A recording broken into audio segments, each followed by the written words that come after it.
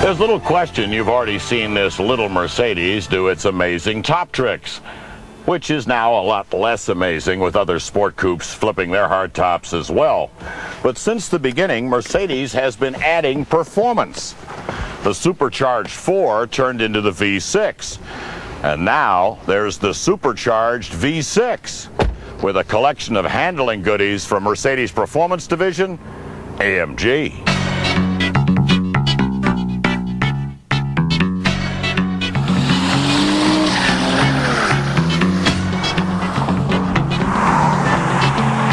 The truth is, we can be surprised.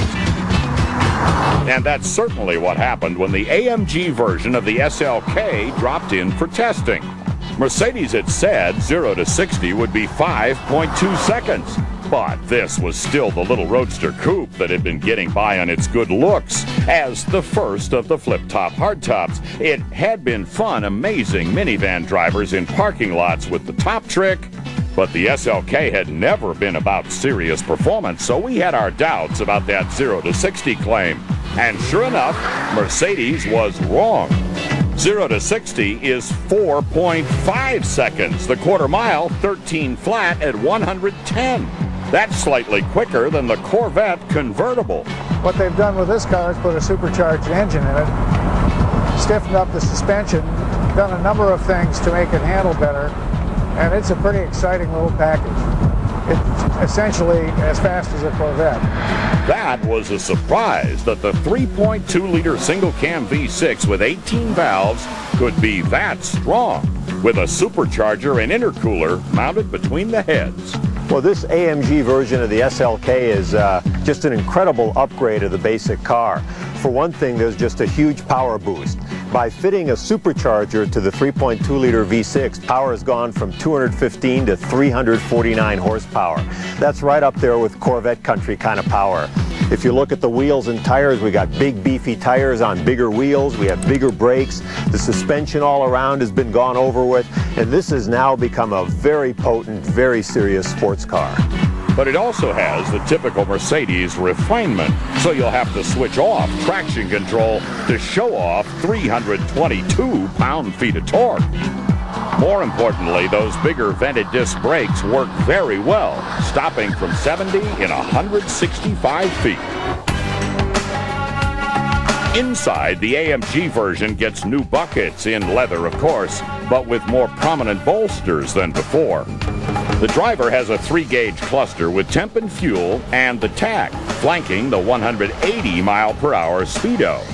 The center of the dash mounts the HVAC controls over the Mercedes stereo, and below that is the stick for the 5-speed auto transmission, with sport and winter traction modes, but the transmission is not what we'd really prefer. About the only thing that we don't like about this car is the automatic transmission. It's the only way AMG brings this car into the country, and it's not a wonderful automatic. It has some manual override, but it's still pretty headstrong. It decides on its own when it wants to upshift and downshift, pretty much regardless of where you put the lever. With a sports car with this kind of performance, we'd like to have control of what gear we're in. And we'd like better steering feel than Mercedes' recirculating ball design can offer. This car really needs rack and pinion like that added to the new C-Class.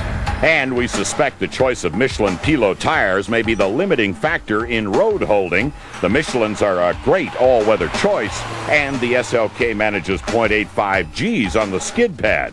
But that number could be higher with a tire choice with more stick. But those are mild complaints in comparison to the transformation AMG has worked on what was originally a cute luxury roadster for Rodeo Drive, but now has turned into a full-fledged sports car. Of course, the price is now more full-fledged as well. As tested, $57,838, roughly $20,000 more than the original 4-cylinder version with the compressor. But there is no comparison to the original with the work and the badge from AMG.